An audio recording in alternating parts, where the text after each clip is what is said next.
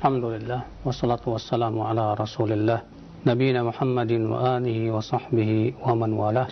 Asyhadu an la ilaha illallah wahdahu la syarikalah wa asyhadu anna Muhammadan abduhu wa rasuluh. Qala Allah ta'ala fi kitabihil karim, ya ayyuhalladzina amanu taqullaha haqqa tuqatih wa la tamutunna illa wa antum muslimun, amma ba'd.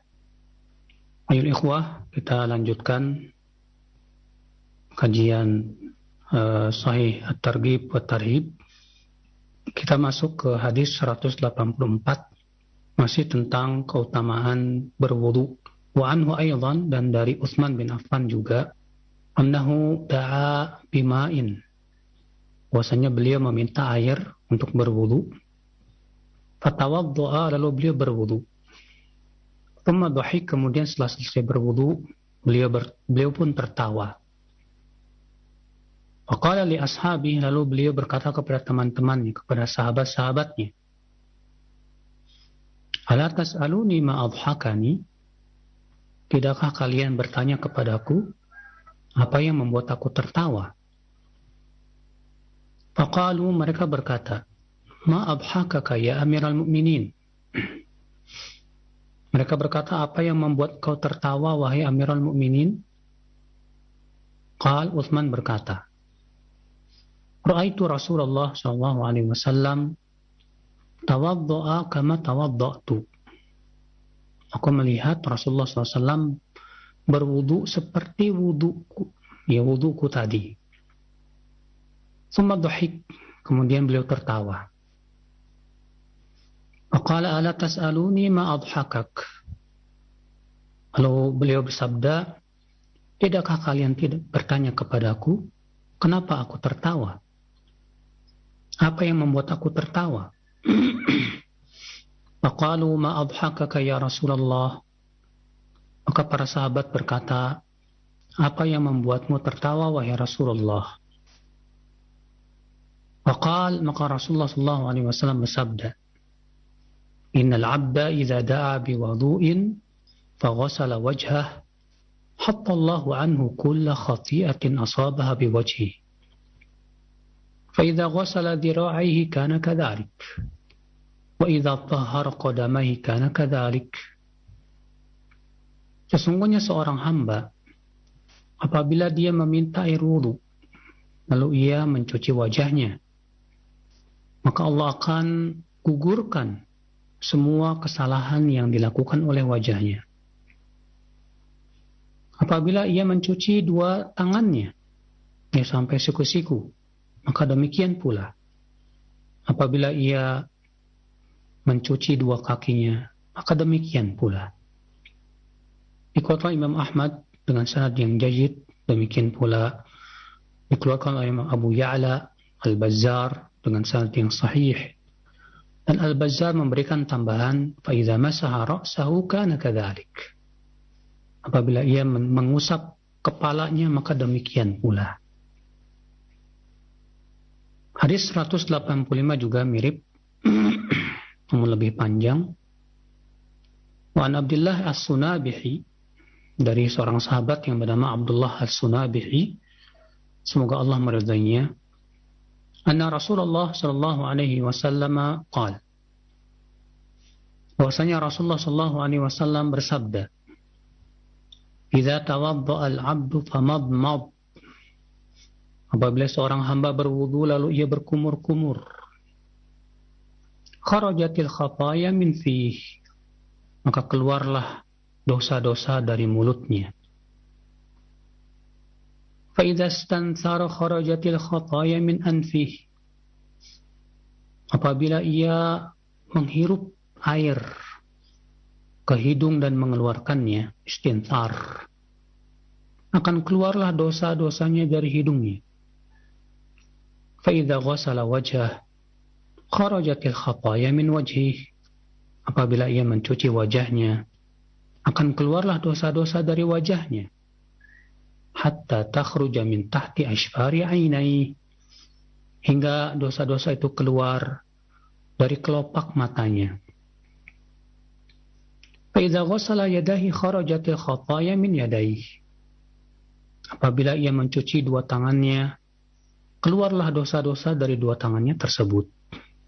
Hatta takhruja min tahti adhfari yadayhi, hingga dosa-dosa itu keluar dari bawah kuku tangannya tersebut.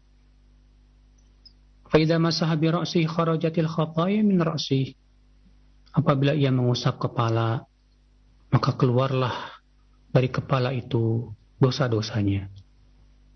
Ya, hatta takhruja min udhunayhi, hingga ia keluar dari dua telinganya. Fa idza ghassala rijlaihi kharajatil khataaya min rijlaihi, apabila ia mencuci dua kakinya, keluarlah dosa-dosa dari dua kakinya. Hatta takhruja min tahti adhfari rijlaihi, sehingga dosa-dosa itu keluar dari bawah kuku-kuku kakinya.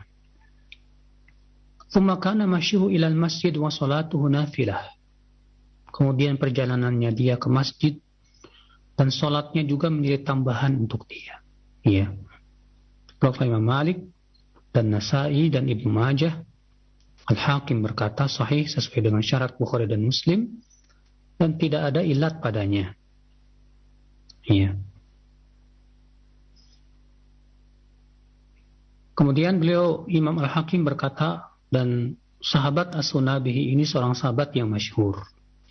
Namun Imam Ad-Dhahabi mengatakan beliau tidak masyhur. Bahkan ya diikhtilafkan apakah beliau seorang sahabat atau tidak. Ya.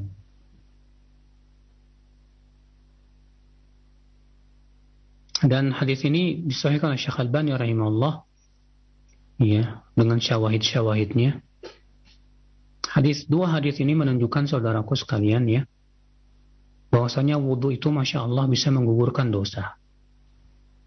Bayangkan Nabi SAW mengatakan kalau kita berkumur-kumur saja, maka dosa-dosa kecil yang dilakukan oleh lisan kita akan keluar. Ya, bukan dosa besar. Kalau dosa besar harus dengan taubat. Tapi yang dimaksud dalam hadis ini kata para ulama yaitu dosa-dosa kecil. Ya. Demikian pula ketika kita memasukkan air ke hidung dan mengeluarkannya, keluar dosa yang dilakukan oleh hidung. Saat kita mencuci wajah, keluar dosa yang dilakukan oleh wajah. Saat mencuci tangan, saat mencuci kaki, itu menyebabkan keluar dosa-dosanya. Itu dosa-dosa kecil tersebut. Masya Allah. Ini luar biasa.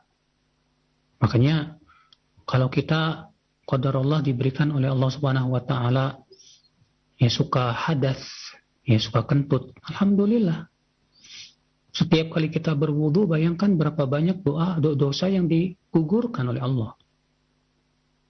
Ya, semakin seseorang itu sering berwudu, setiap berhadas dia berwudu, setiap berhadas dia berwudu, apalagi ditambah dengan salat wudu misalnya, maka Masya Allah itu menjadi sebuah keutamaan yang agung dan besar bagi dia. Maka dari itulah saudaraku sekalian ya, orang yang mengetahui tentang keutamaan agung ya dari berwudu seperti ini, dia tidak akan malas berwudu. Iya. Namun ini tentunya bagi mereka yang mengharapkan ampunan Allah dan berharap agar dosa-dosanya digugurkan oleh Allah Subhanahu wa taala. Kita masuk hadis yang ke-186. Hadis yang dikeluarkan oleh Muslim dalam sahihnya, dan saya akan bacakan secara lengkap ya, dari Sahih Muslim.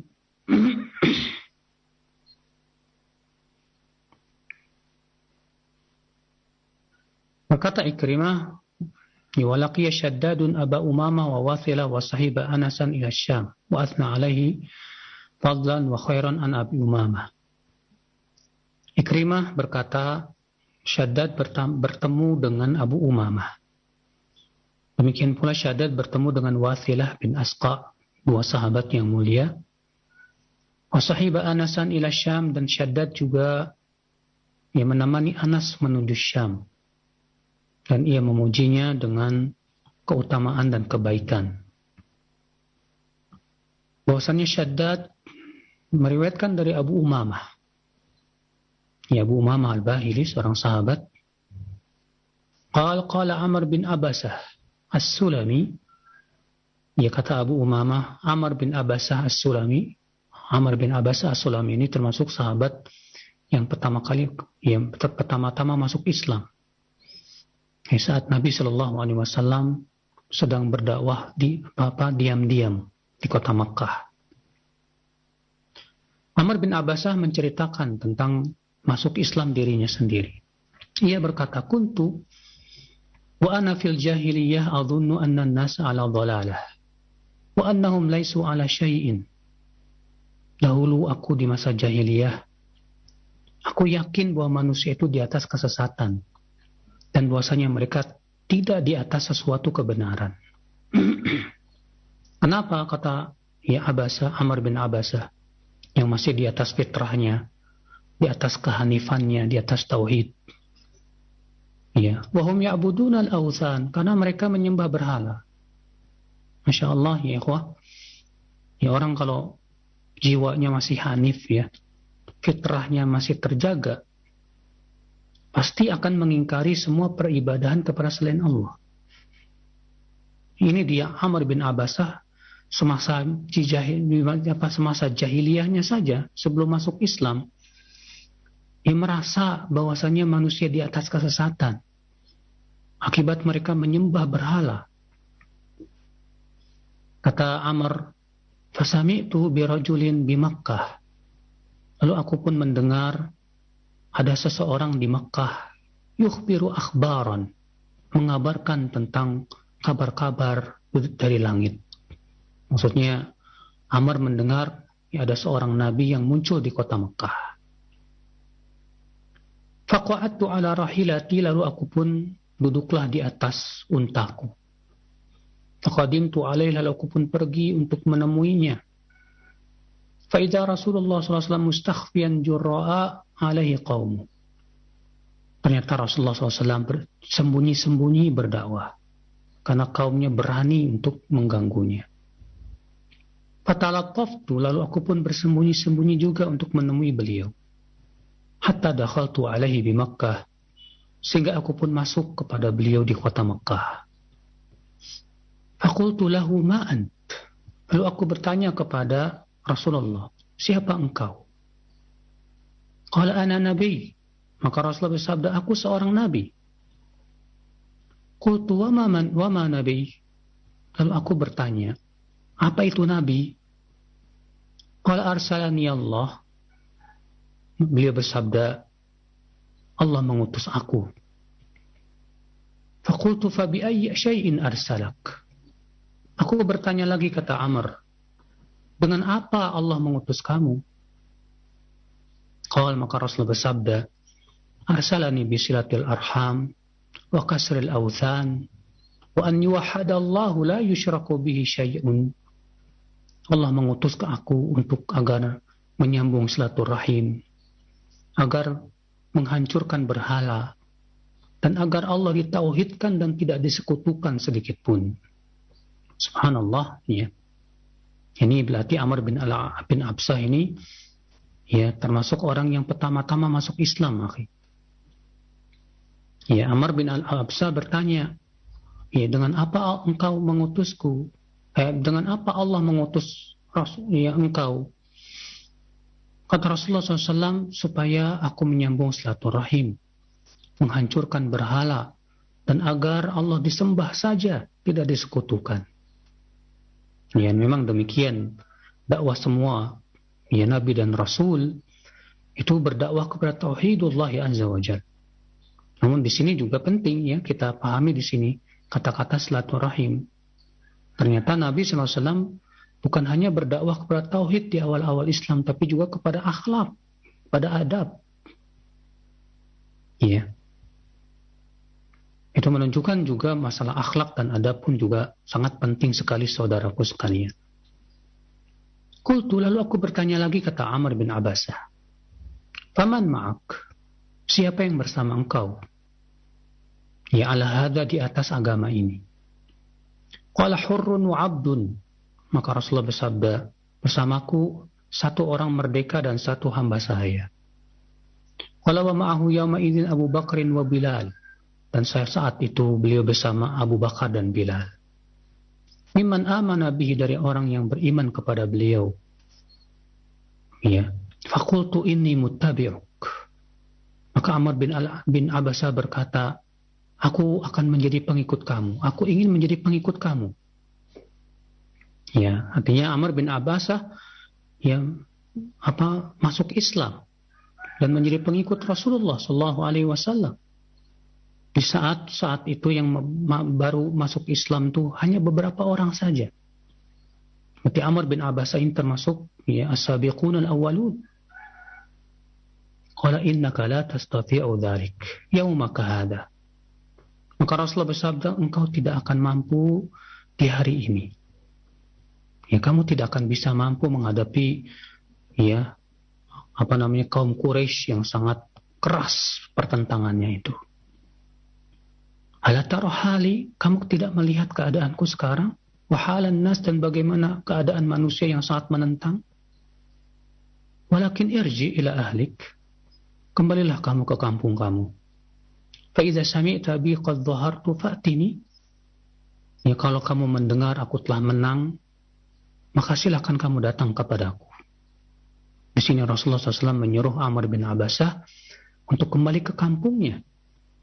Ya, dan berdakwah di sana agar manusia masuk Islam, mendakwahkan keluarganya dan kabilahnya, dan supaya nanti kalau Rasulullah SAW sudah menang, ya, agar Amr bergabung dengan beliau.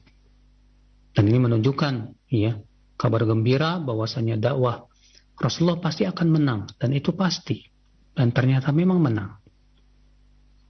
Qala fa dhahabtu ila ahli, maka kemudian aku pun pulanglah ke kampungku, ke keluargaku.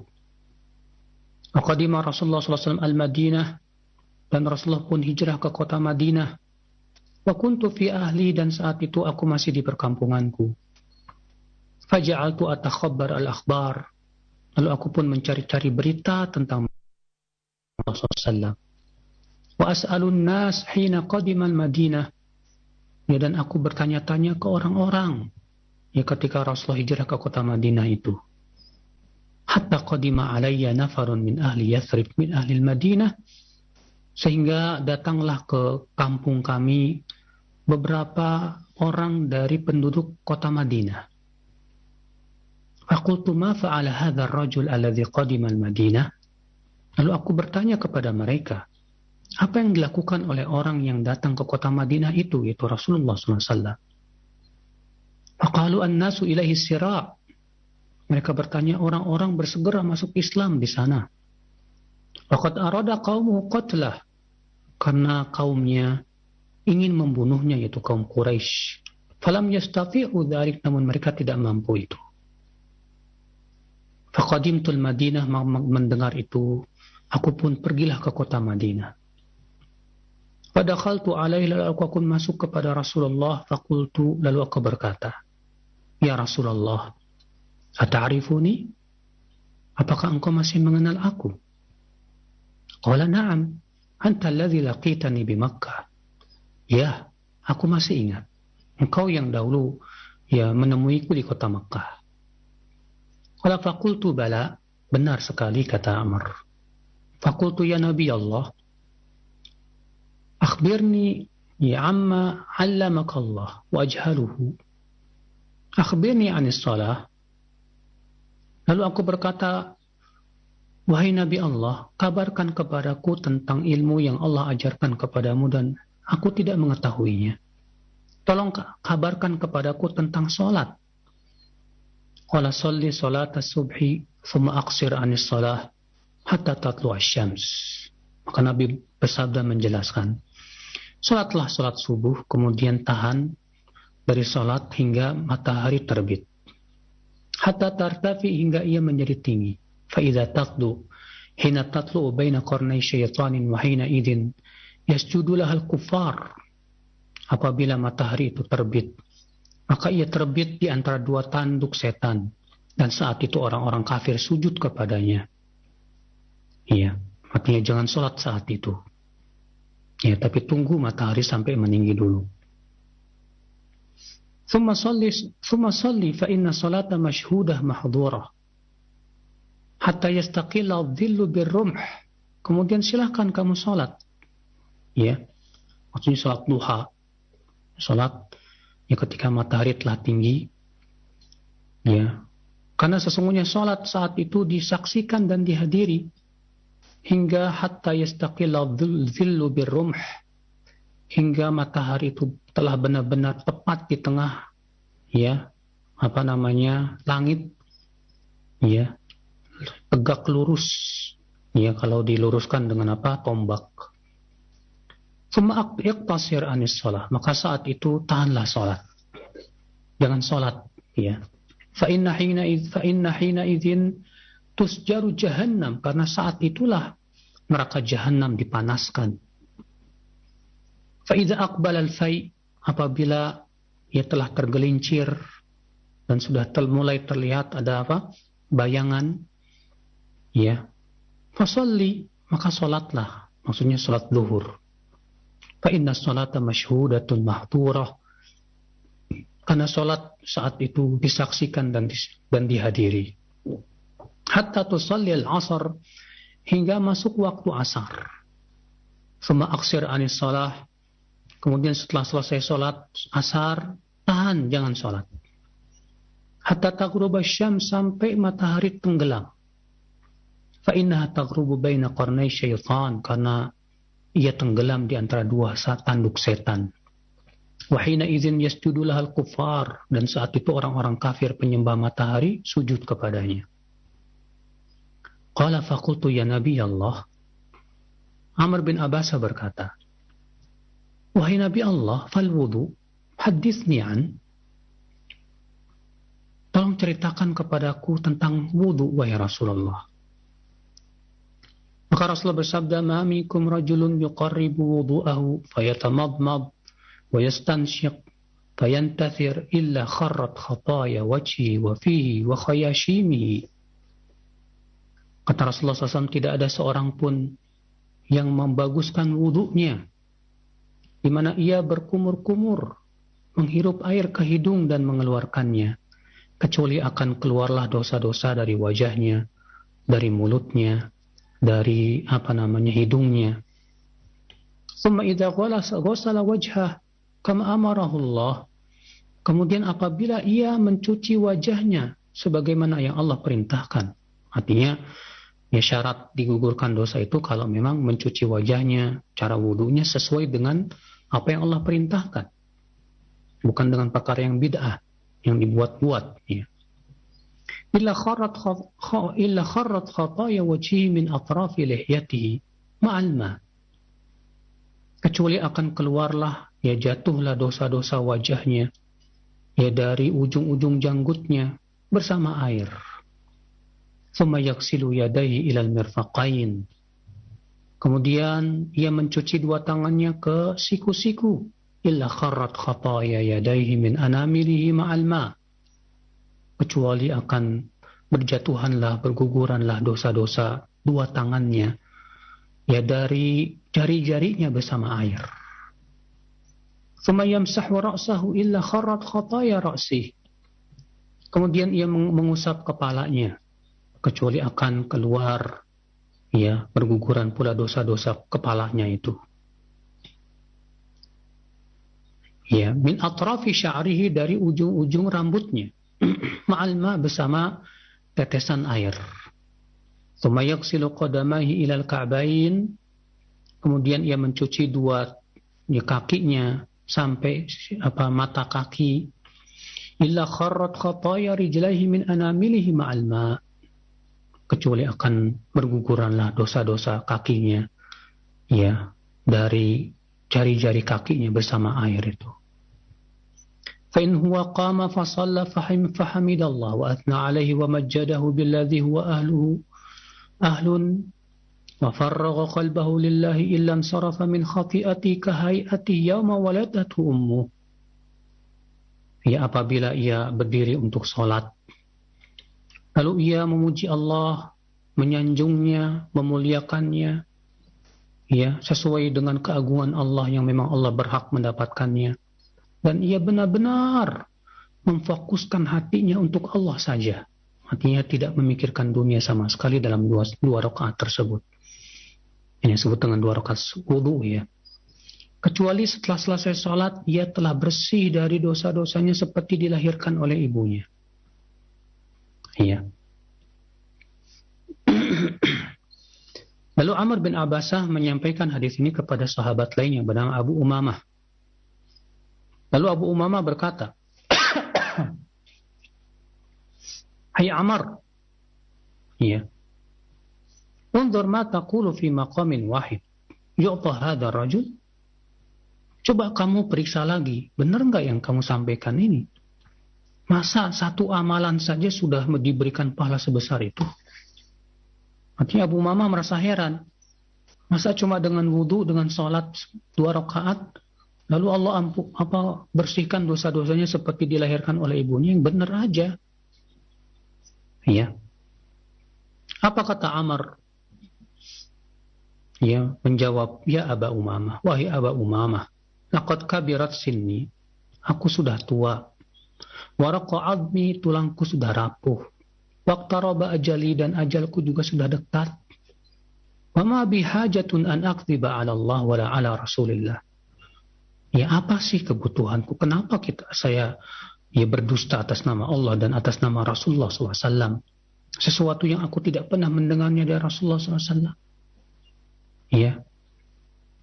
Lau lam asma'hu min Rasulillah SAW illa marra aw marratain aw thalathan hatta adda 7 marrat ma haddatsu bi abadan.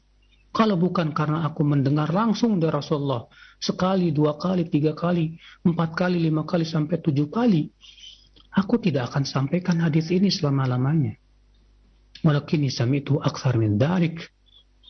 Ya, akan tetapi aku mendengar dari Rasulullah SAW lebih banyak dari itu.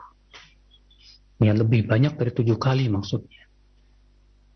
Masya Allah, subhanallah, saudaraku sekalian, bagaimana cerita Amr bin Abasah ini, yang beliau di atas, ya ketika di masa jahiliyahnya masih di atas fitrah. Beliau yakin sekali manusia di atas kesesatan karena mereka menyembah berhala. Amr bin Abasah di masa jahiliyahnya tidak ikut-ikutan menyembah berhala. Dia masih di atas fitrahnya. Sehingga ketika ia mendengar berita tentang Rasulullah SAW, ya keluar seorang nabi yang mengaku nabi di kota Makkah, Amr bin Abasah pun segera pergi ke sana dan menemui Rasulullah SAW, dan ternyata Rasulullah sedang berdakwah sembunyi-sembunyi. Ya, hanya diikuti oleh beberapa orang saja. Ya, namun dan setelah masuk Islam, Rasulullah menyuruh Amr bin Abasah untuk pulang ke kampungnya.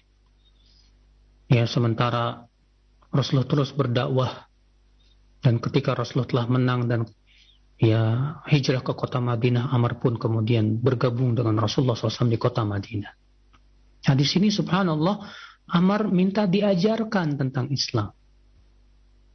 Demikian memang akhi, setiap orang yang mencintai Islam, yang memproklamirkan diri sebagai seorang Muslim, dia berusaha untuk mempelajari tentang apa sih hakikat Islam, apa saja yang Allah perintahkan dalam Islam. Ya, namun sayang banyak di zaman sekarang orang yang mengaku dirinya Muslim, KTP-nya Muslim, tapi tidak ada sama sekali keinginan untuk belajar apa itu Islam, apa itu sholat, apa itu 2 kalimat syahadat, apa itu zakat, puasa, haji. Hanya sebatas ikut-ikutan saja di masyarakat tanpa berusaha mempelajarinya. Ya, melihat Amr bin Abasah, beliau semangat sekali masuk Islam. Beliau bersedia menjadi pengikut Rasulullah SAW dengan segala macam konsekuensinya. Tapi kemudian Rasulullah menyuruh Amr bin Abasah untuk pulang ke kota, ke kampungnya. Ya, dan menyuruh supaya bergabung nanti setelah Rasulullah menang. Dan ternyata Amr, Masya Allah, semangatnya tidak pudar. Dia tetap istiqomah di atas Islamnya itu. Sampai beliau bertanya-tanya kepada orang-orang tentang kabar dan berita Rasulullah SAW. Sehingga akhirnya terdengarlah bahwa Rasulullah SAW hijrah ke kota Madinah. Maka kemudian beliau pun minta diajarkan tentang ilmu-ilmu yang berhubungan tentang Islam. Maka kemudian Rasulullah mengajarkan tentang sholat dan waktu-waktunya. Juga Rasulullah SAW ditanya oleh Ammar tentang bagaimana keistimewaan wudhu yang luar biasa. Ya. Yang ternyata subhanallah, wudhu itu diajarkan oleh Rasulullah SAW secara detail kepada para sahabatnya berserta keutamaan-keutamaannya. Dan ternyata keutamaannya luar biasa sekali. Sampai kata Rasulullah SAW dalam hadis ini apabila telah selesai wudhu lalu ia sholat 2 rakaat dan ia benar-benar fokuskan hatinya kepada Allah saja. Artinya dalam sholat itu sama sekali tidak memikirkan dunia, tidak memikirkan apa-apa. Hatinya fokus kepada Allah. Kecuali Allah akan gugurkan dosa-dosanya seperti ia dilahirkan oleh ibunya kembali. Masya Allah. Namun tentunya untuk melaksanakan ini tidak mudah. Kenapa? Karena pertama cara wudhunya harus sama dengan cara wudhu Rasulullah. Anda sebutkan dalam hadis tersebut apa? Kama amarallah. Sesuai sama dengan apa yang Allah perintahkan. Nanti kita harus belajar dong tentang cara wudhu Rasulullah bagaimana. Bukan sebatas ikut-ikutan. Tapi kita perlu betul-betul mempelajari dalil-dalilnya, kita pahami. Yang sahih dan yang dhaifnya, jangan sampai mengamalkan hadis-hadis dhaif. Supaya benar-benar wudhu kita sesuai dengan wudhunya Rasulullah SAW. Kemudian setelah itu salat 2 rakaat. Dan syarat untuk mendapatkan keutamaan itu ketika kita salat 2 rakaat pun hati kita betul-betul khusyuk dan fokus kepada Allah. Dan ini tidak mudah, saudaraku. Terkadang di awal-awal salat kita khusyuk. Namun kemudian di tengah salat kita ingat sana, ingat sini, ingat Sulit sekali supaya di 2 rakaat betul-betul kita fokus hati kita kepada Allah itu sulit banget. Karena yang namanya orang yang sedang sholat itu ternyata ada setan yang bernama khinzab atau khinzib yang memang tugasnya itu adalah memang dia menggoda orang sholat, mengingatkan orang sholat tentang ini dan itu. Tak mudah, saudaraku. Tapi kalau memang ternyata dia bisa melakukan itu dalam 2 rakaat itu dia fokus betul hanya kepada Allah, hanya mengingat Allah, hanya berzikir kepada Allah, maka ini luar biasa pahalanya di sisi Allah Subhanahu wa taala. Makanya Abu Umamah merasa heran. Lalu menegur Amr, Amr, coba kamu lihat lagi. Jangan kamu salah itu. Masa dengan satu amalan segitu saja sudah dapat pahala sebesar itu? Keutamaan dan keistimewaannya. Maka Amr berkata, aku sudah tua, ajalku sudah dekat. Buat apa aku berdusta atas nama Allah dan Rasulnya? Kalau bukan karena aku mendengar Rasulullah sekali, 2 kali, sampai 7 kali, aku tidak akan berani menyampaikannya. Tapi masalahnya aku mendengarnya dari Rasulullah lebih dari 7 kali. Subhanallah ya akhal Islam, azani Allah wa yakum. Maka dari itulah kita berusaha untuk semangat di dalam mempelajari fikih Islam, hukum-hukum Islam, apalagi yang berhubungan dengan masalah akidah yang merupakan makna syahadat la ilaha illallah Muhammadar Rasulullah. Semoga kita termasuk orang-orang yang diberikan oleh Allah kekuatan, semangat terus untuk menuntut ilmu Allah dan juga menjaga wudhu kita disertai dengan salat 2 rakaat setelah wudhu. Demikian wabillahi taufik. Naam. Naam, baik, syukran jazakallahu khair atas materi yang telah disampaikan oleh Al-Ustaz Abu Yahya Al-Bisalaam Al-Syahfidhullah. Masih dalam pembahasan kitab Tuharah yang mudah-mudahan ini bermanfaat untuk kita semua. Dan untuk selanjutnya kami buka sesi interaktif, sesi soal jawab bagi Anda para pemerhati roja sekalian yang ingin bertanya. Silahkan Anda bisa mengirimkan pertanyaan di nomor layanan WhatsApp di 0819896543. Atau nanti Anda bisa menghubungi kami secara langsung di layanan telepon di 0218236543. Nah, yang pertama kami ajukan ada pertanyaan dari Ahmad yang berada di Pondok Aren. Assalamualaikum warahmatullahi wabarakatuh. Ya Ustaz, jika air di ember ketetesan tinta beberapa tetes dan air itu berubah warnanya, apakah air tersebut masih bisa dipakai untuk berwudu? Berubah warna kalau selama itu tidak mengeluarkan ya dari nama air secara mutlak, maka itu boleh dipakai untuk wudu. Tapi kalau campurannya ternyata lebih banyak daripada airnya, sehingga hilang kemutlakannya, maka tidak boleh dijadikan sebagai wudu. Wallahu a'lam. Nah, baik, terima kasih banyak atas jawabannya. Demikian untuk dari Ahmad di Pondok Aren. Dan selanjutnya kami ajukan kembali pertanyaan.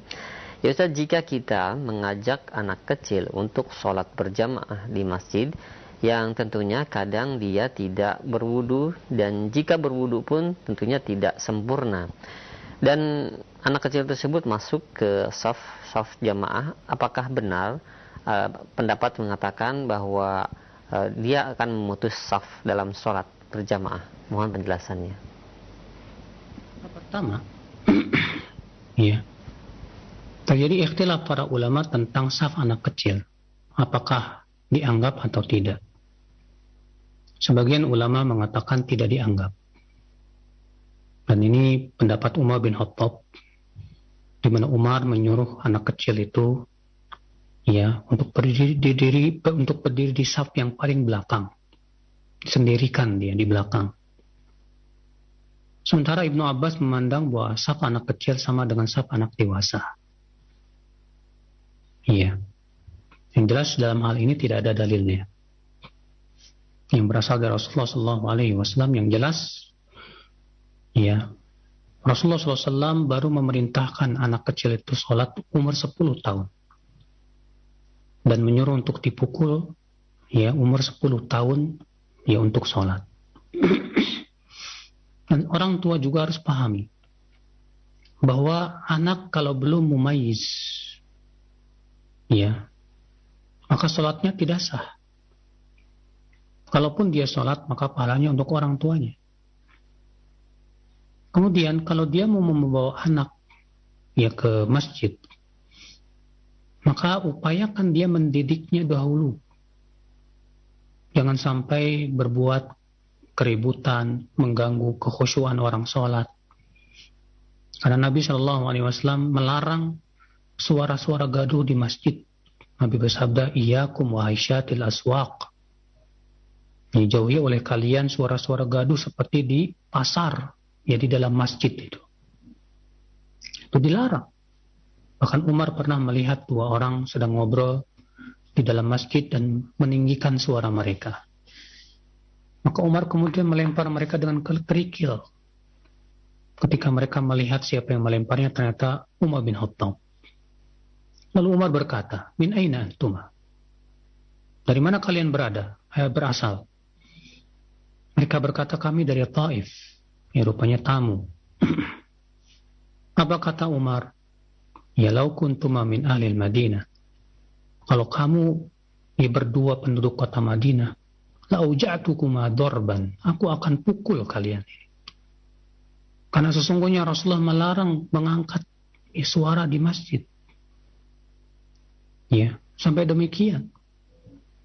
Maka dari itu, kalau kita punya anak, kita bawa ke masjid, akhirnya di masjid cuma lari-lari sana sini, mengganggu orang sholat, ya, atau teriak-teriak, ini tidak dibenarkan, ya, dan bisa jadi orang tuanya nanti juga mendapatkan dosanya. Ya, kenapa? Karena masalahnya masjid ini harus dihormati, akhi. Ada kehormatan masjid yang harus kita pelihara, ya. Maka dari itu, siapapun orang tua yang ingin membawa anaknya ke masjid, ya, dan hendaklah dia ajarkan dahulu tentang adab-adab masjid. Bilang ke anaknya bahwasanya teriak-teriak di masjid, mengganggu kekhusyuan orang sholat itu termasuk ya dosa, nggak boleh. Ya, kalau ternyata nggak bisa diatur juga, ya jangan dibawa. Nanti tunggu sampai dia mau mumayyiz umur 7 tahun. Sambil terus dididik sampai dia betul-betul paham ya bagaimana adab di masjid tersebut. Wallahu a'lam. Nah. Nah, baik, syukran jazakallahu khair atas jawabannya demikian untuk yang bertanya. Dan selanjutnya ada pertanyaan dari Ummu Zalfa yang berada di Bekasi. Ya Ustaz, jika satu ember besar air dan dia tercipati oleh air kencing, apakah masih bisa dipakai untuk bersuci? Dan apakah doa wudu yang sahih itu ada tambahannya dari Allahumma ij'alni minat tawabin dan seterusnya? Nah, syukran jazakallahu khair. Ikhtilaf para ulama tentang air yang kurang dari 2 kullah lalu terkena najis. Apakah air yang kurang dari 2 kullah terkena najis walaupun tidak berubah warnanya, baunya dan rasanya menjadi najis atau tetap suci? Menjadi 2 pendapat. Sebagian ulama mengatakan ia menjadi najis walaupun tidak berubah rasanya, baunya dan warnanya. Dasarnya hadis idza balaghal ma'u qullatain lam yahmil khabath. Apabila air itu telah sampai 2 kullah maka tidak membawa najis. Iya. Kata mereka berarti kalau kurang dari 2 kullah masih membawa najis. Sementara sebagian ulama berpendapat bahwa air kalau kurang dari 2 kullah lalu terkena najis dan ternyata tidak berubah rasanya, baunya dan warnanya, maka ia tetap di atas kesuciannya. Dasarnya hadis innal ma'a tahurun la yunajjisuhu syai'un. Sesungguhnya air itu pada asalnya suci, tidak dinajiskan oleh sesuatu pun juga. Illa dalam satu riwayat ada tambahan, namun tambahan ini lemah, namun telah menjadi ijma' para ulama. Illa ma ghalaba rihuhu wa ta'muhu wa launuhu, kecuali kalau ternyata berubah ya warnanya, baunya atau rasanya. Pendapat yang paling kuat wallahu alam dalam ini pendapat yang kedua. Kenapa demikian? Karena pendapat pertama menggunakan mafhum. Ya. Sedangkan pendapat kedua menggunakan mantuk. Mantuk itu teks daripada hadis. Dan kaidah usul fikih mengatakan ya apabila bertabrakan dengan mantuk, antara mantuk dengan mafhum, maka quddimal mantuk. Lebih dahulukan mantuknya. Dan disebutkan dalam hadis tadi, apabila air telah sampai 2 kullah, maka tidak membawa najis. Ya. Berarti mafhumnya difahami kebalikan apa? Kalau kurang dari 2 kullah, berarti itu mafhum. Sementara hadis tadi mantuk, ya teksnya tegas mengatakan air pada asalnya suci. Kecuali kalau berubah warnanya, baunya atau rasanya. Dan ini tidak berubah baunya, rasanya dan warnanya. Dan yang kedua juga hadis tentang 2 kullah ini muskil. Ya mantuk dan mafhumnya juga muskil. Ya. Sebab kalau dikatakan air atau apabila telah sampai 2 kullah. Bagaimana kalau ternyata air itu 2 kullah? Lalu kemudian banyak orang kencing di situ sehingga berubah rasanya, warnanya dan baunya. Seluruh ulama sepakat bahwa air kalau sudah sampai 2 kullah, walaupun itu lebih dari 2 kullah, namun ternyata ia terkena najis yang banyak dan merubah warnanya atau rasanya atau baunya, maka tetap jadi najis. Berarti kalau lebih dari 2 kullah, kalau berubah warnanya dan rasanya dan ini tetap jadi najis. Berarti itu menunjukkan bahwa ilatnya adalah apa? Ya, yaitu berubah warnanya, baunya atau rasanya. Makanya ya, pendapat yang kedua mengatakan bahwa makna hadis itu artinya ya apabila air telah sampai 2 kullah biasanya tidak membawa najis, artinya tidak berubah rasanya, baunya dan rasanya atau warnanya. Ya. Berarti kalau 2 kullah, apa kalau kurang dari 2 kullah, kalau ternyata ia tidak berubah pun sama hukumnya. Nah, itulah pendapat yang paling kuat yang saya condong kepadanya. Itu bahwasanya air ya kalau kurang dari 2 kullah, dan tadi bertanya kalau misalnya di ember yang besar lalu terkena cipratan air kencing, maka kita lihat berubah nggak warnanya, baunya dan rasanya. Ya kalau ternyata tidak berubah sama sekali, maka tetap boleh ya kita pakai untuk berwudu dan dia tetap di atas kesuciannya. Wallahu a'lam. Nah. Nah, baik, terima kasih banyak atas jawabannya. Demikian untuk ibu yang bertanya.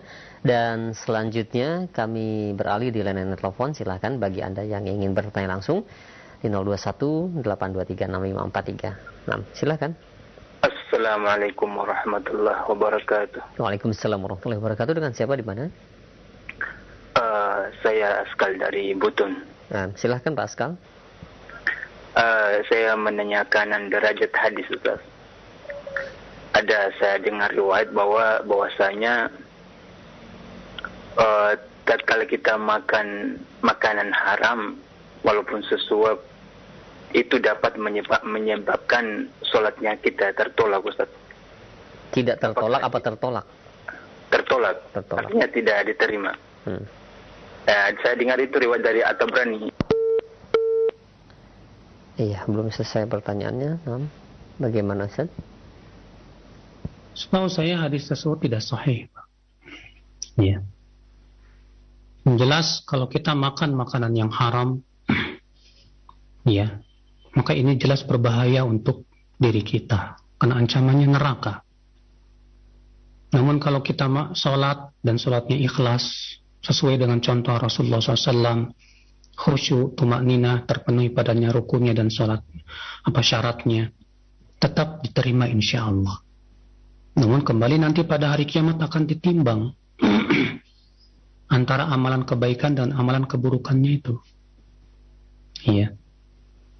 Maka dari itu, wallahu alam dalam masalah ini, ya, saya belum mendapatkan riwayat yang sahih bahwasanya makanan yang haram itu menjadikan ibadah kita tidak diterima oleh Allah Subhanahu wa taala.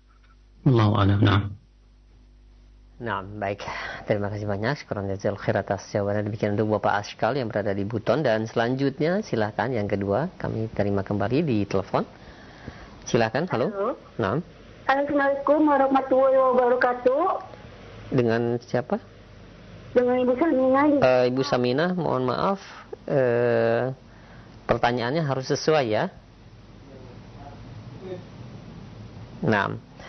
Iya, baik. Mungkin kami berikan kesempatan yang lainnya yang mungkin masih berusaha untuk masuk. Silahkan di 0218236543. Naam, silahkan. Assalamualaikum. Waalaikumsalam warahmatullahi wabarakatuh. Dengan siapa, di mana, Ibu? Dengan Bu Tini di Jakarta Timur. Silahkan. Ini Ustadz mau nanya. Tadi kan pembahasannya setiap kita berwudu itu di seluruh anggota badan itu kan mengurangi dosa-dosa.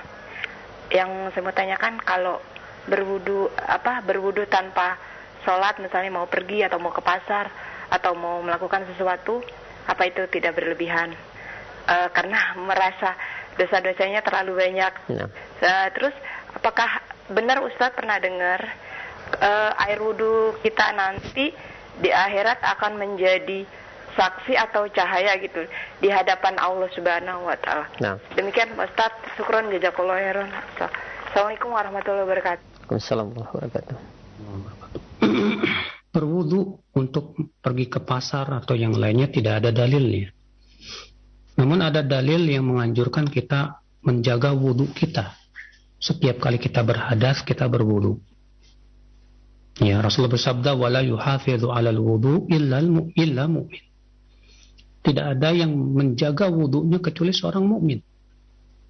Arti itu menunjukkan anjuran untuk menjaga wudu kita. Setiap kali berhadas kita berwudu. Ya, sehingga kita selalu di atas kesucian. Ya, karena kita memang sangat dianjurkan untuk banyak berzikir kepada Allah di mana saja kita berada. Sementara Rasulullah tidak suka berzikir dalam keadaan tidak suci, walaupun itu boleh. Namun tentunya kalau ditanya mana yang lebih utama, lebih besar pahalanya, berzikir kepada Allah di atas kesucian atau berzikir dalam keadaan tidak suci, jawabnya tentu yang lebih besar pahalanya adalah berzikir kepada Allah di atas kesucian. Nah, ketika kita pergi ke pasar, pasti tidak lepas dari zikir masuk pasar, dan juga di pasar kita jangan sampai lalai dari berzikir kepada Allah. Maka kita sangat dianjurkan untuk menjaga wudu kita. Ya. Dan Nabi mengatakan bahwa hanya mukmin yang sempurna saja yang bisa menjaga wudunya itu. Ya. Kemudian yang kedua tadi apa ya? Lupa saya. Nah, qadarullah terluput Ustaz.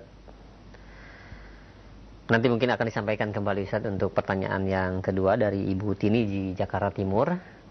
Nah, mungkin kami akan berikan kesempatan kembali penelpon yang ketiga, silahkan di 0218236543. Silahkan. Iya, halo. Assalamualaikum warahmatullahi wabarakatuh. Waalaikumsalam warahmatullahi wabarakatuh. Dengan siapa di mana? Dari Hamburg, di Sulawesi, Ustaz. Silahkan. Pertanyaan saya begini, Ustaz, menyambung tadi tentang sholatnya anak-anak yang jawaban dari Ustaz itu. Nah, di masjid itu, Ustaz, kadang kita buka TPA begitu. Kemudian anak-anak ini kadang ada di bawah 7 tahun sudah dimasukkan. Nah, anak ini suka ketika sholat, mereka itu suka ribut, mengganggu. Meskipun sudah disab di belakang, kadang beku dorong dan sebagainya. Bagaimana dengan ini, Ustaz? Apakah gurunya mendapat dosa atau bagaimana? Oh, iya. Tadi. Ya, Assalamualaikum warahmatullahi wabarakatuh. Jazakumullah khairan. Oh, iya. Nah, bagaimana? Gurunya diam tidak mengingkari, berdosa si guru tersebut. Tapi kalau guru itu berusaha mengingkari dan terus mengajarkan tentang adab di masjid, dan wajib ya guru untuk mengingatkan anak didiknya ya tentang kehormatan masjid, tentang bagaimana adab kita di masjid. Dan bahwasanya masjid itu bukan tempat main-main, bukan tempat untuk ngobrol yang enggak-enggak, ya. Makanya di zaman Umar, orang yang ngobrol tentang dunia di dalam masjid diusir oleh Umar. Disuruh ngobrolnya di tempat yang telah disediakan oleh Umar bin Khattab, di luar masjid sana. Ya, sampai-sampai ngobrol masalah dunia saja sangat tidak dianjurkan di masjid. Ya. Apalagi berbuat kegaduhan, keributan, dilarang oleh Rasulullah SAW di masjid. Maka wajib seorang guru untuk memberitahu kepada anak didiknya bahwa di dalam masjid tidak boleh ribut, tidak boleh ya main-main, tidak boleh lari-lari. Terus ingatkan, jangan sekali, 2 kali, 3 kali, sampai mereka betul-betul paham ya tentang kehormatan masjid yang harus kita jaga. Ya demikian, Allahu a'lam. Nah, yang pertanyaan yang kedua tadi saya dari Ibu Tini Jakarta Timur mengenai apakah wudu nanti di akhirat akan menjadi cahaya di hadapan Allah Subhanahu wa taala. Sudah lewat sebetulnya hadisnya dan sudah kita bacakan bahwa pada hari kiamat nanti umat Islam akan dipanggil dalam keadaan wajah, tangan dan kaki mereka bercahaya dari bekas air wudu. Ya, dan juga Rasulullah mengenali umatnya itu dengan bekas air wudu yang menjadi cahaya. Ya demikian, Allahu a'lam. Nah, baik, terima kasih banyak syukran jazakallahu khair atas jawabannya demikian. Dan selanjutnya kami beralih kembali pertanyaan di layanan pesan WhatsApp. Ada pertanyaan dari 2 pertanyaan senada. Ya, assalamualaikum ya Ustaz, jika kita buang air kecil lalu di celana kita terkena cipratan air kencingnya dan hanya kita basuh saja dengan air, apakah itu sudah cukup untuk membersihkannya? Kalau kita buang air kecil terus terkena cipratan, apakah cukup kita menciprati saja? Tentunya cipratan air kencing itu najis. Ya, tidak cukup sebatas diciprati, karena kita tidak tahu apakah cipratan itu kena apa enggak. Maka kalau kita tahu tempat-tempat yang terkena cipratannya, hendaknya kita cuci. Ya, tidak cukup sebatas kita ciprati saja. Kecuali kalau kita merasa ragu, apakah celana saya ini kena cipratan apa enggak. Maka kalau sebatas ragu, ya, enggak masalah, kita hilangkan keraguan dengan cara kita ambil air ya dengan cidukan, kemudian kita cipratkan. Seperti halnya Rasulullah SAW melakukan demikian dalam sebuah hadis riwayat Abu Daud. Rasulullah setelah kencing beliau cipratkan ke celananya air untuk menghilangkan keraguan. Tapi kalau kita yakin bahwa cipratan itu mengenai ya celana kita, wajib kita cuci. Dan tidak cukup sebatas diciprati, wallahu a'lam. Nah, baik, terima kasih banyak atas jawabannya. Syukran jazakallahu khair. Demikian untuk yang bertanya. Dan selanjutnya ada pertanyaan dari hamba Allah yang berada di Bandung mengenai menyela-nyelai kaki dengan tangan kiri Apakah benar tangan kirinya itu dengan jari kelingking, Ustaz? Mohon penjelasannya. Memang demikian yang disebutkan sebuah riwayat. Nabi menyela-nyalainya dengan kelingking. Kenapa memakai kelingking? Karena ya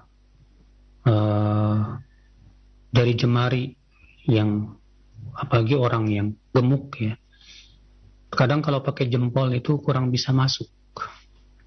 Tapi kelingking karena dia kecil, dia lebih bisa ya masuk ke sela-sela kaki itu, sehingga lebih menyeluruh. Tapi kalau misalnya kakinya itu kurus kayak saya nih ya, dimana kita tidak sela-selai pun juga sudah kena air, maka pada waktu itu menyela-nyalai saat itu tidak wajib hukumnya. Ya, karena yang terpenting adalah terkena air. Tapi kalau kita sela-selai juga boleh. Bagaimana Ustaz kalau saya sela-selai pakai kelingkingin agak sulit? Ya, lebih mudah dengan jari yang lain. Ya, kita coba untuk membiasakan dengan kelingking. Kalau memang agak sulit, ya tidak apa-apa dengan jari yang lain. Karena kaidah mengatakan al-masyaqqah tajlibut taisir, sesuatu yang sulit mendatangkan kemudahan. Allahu a'lam. Nah, baik. Terima kasih banyak. Syukran jazakallahu khairan. Mudah-mudahan menjadi faidah untuk kita semua. Dan selanjutnya kami ajukan kembali pertanyaan. Ya Ustaz, jika kita berwudu kemudian kita berbicara dengan teman sebelah kita, apakah wudu kita sah ataukah perlu mengulangi dari awal? Tidak ada dalil yang mengharuskan kita harus diam saat wudu. Itu hanya sebatas adab saja. Adapun sampai mengatakan bahwa berbicara dalam wudu itu bisa membatalkan wudu, maka ini tidak ada sama sekali dalil yang menunjukkan kepada hal itu. Jadi berbicara itu tidak membatalkan wudu. Demikian. Baik, terima kasih banyak atas jawabannya demikian. Dan selanjutnya kami ajukan pertanyaan. Ya Ustaz, apakah wudu itu harus menghadap kiblat dan bagaimana wudu di sebelahnya ada tempat sampah, Ustaz? Pertama, saya belum menemukan dalil bahwasanya wudu itu harus menghadap ke kiblat. Iya. Memang ada sebuah riwayat yang dihasankan oleh Syekh Albani rahimahullah, khairu majlisin mastuqbilat bihil qiblah. Sebaik-baik majelis itu yang dihadapkan ke kiblat. Maka kalau misalnya kita bisa menghadap ke kiblat, ya silakan. Tapi itu tidak harus. Ya, kalau misalnya tempat wudunya menghadap bukan ke kiblat, nggak masalah juga. Karena ya saya belum menemukan riwayat yang sahih dari Rasulullah dan para sahabatnya bahwa mereka berusaha kalau berwudu menghadap ke kiblat. Ya, Allahu a'lam. Nah, bagaimana tempat wudu yang sebelahnya tempat sampah? Kalau tempat sampah itu ya bukan tempat najis, sebatas tempat sampah saja. Ya, sama sekali bukan tempat najis, ya nggak masalah. Ya, namun tentunya jangan sampai tempat sampah itu dekat masjid, yang menyebabkan bau-baunya itu mengganggu orang yang ada di masjid. Ya, dilarang kita untuk mengganggu ya orang yang ibadah di masjid dengan semua yang berbentuknya gangguan, baik itu suara, apalagi bau-bau yang tidak enak. Ya kalau orang yang makan bawang saja nggak boleh ke masjid, maka apalagi ini sampah yang baunya kemana-mana misalnya, yang menyebabkan orang yang ada di masjid terganggu dengan bau sampah. Maka ini pun tidak dibenarkan. Ya, wajib dipindahkan tempat sampah yang dekat masjid, yang bisa mengganggu ya orang yang sedang beribadah di dalam masjid. Adapun berwudu di dekat tempat sampah, maka itu ya tidak mempengaruhi keabsahan wudu sama sekali selama kita berwudu di atas tempat yang suci. Ya. Nah, demikian. Nah, baik, terima kasih banyak. Syukran jazakallahu khairan atas jawabannya demikian. Dan selanjutnya kami berikan kesempatan kembali di layanan telepon. Silakan di 0218236543 untuk kesempatan terakhir. Nah, silakan. Assalamualaikum. Waalaikumsalam warahmatullahi wabarakatuh. Dengan siapa di mana? Hamba Allah di Jawa Timur. Silakan. Ini Ustaz, bagaimana hukumnya kalau masih punya wudu tapi memuncak? Ada yang mengatakan itu batal, tapi tidak sampai keluar ke mulut, tapi hanya di tenggorokan aja gitu Ustaz. Maksudnya muntah? Iya, muntah, tapi kan tidak sampai keluar gitu, hanya di tenggorokan aja. Iya, baik. Dan bagaimana kalau ambil air wudhu hanya dikucur tapi tidak diusap itu? Apakah sah wudhunya? Itu yang kedua. Syukran atas jawab penjelasannya. Jazakallahu khairan. Assalamualaikum warahmatullahi wabarakatuh. Assalamualaikum warahmatullahi wabarakatuh. Nggak ngerti maksudnya apa ya? Muntah, Ustaz. Muntahnya hanya sampai di tenggorokan saja. Apakah membatalkan wudhu? Iya. Apakah muntah membatalkan wudhu? Pendapat yang rajih tidak. Karena hadis tentang masalah itu ada dhaif. Iya. Karena hadis tentang masalah itu dhaif, maka pendapat yang saya condong kepadanya adalah memuntah tidak membatalkan wudhu sama sekali. Ya, namun kalau misalnya dia muntah lalu berwudhu, ya boleh. Karena Nabi pun pernah muntah lalu berwudhu. Namun itu hanya sebatas perbuatan Nabi saja. Ya, dan sebatas perbuatan itu tidak menunjukkan wajib sebagaimana disebutkan dalam usul fikih. Akan tetapi menunjukkan kepada sunnah saja. Ya, kalau ternyata muntahnya nggak sampai keluar, cuma sampai ke kerongkongan saja, ya apalagi itu bukan muntah namanya. Ya.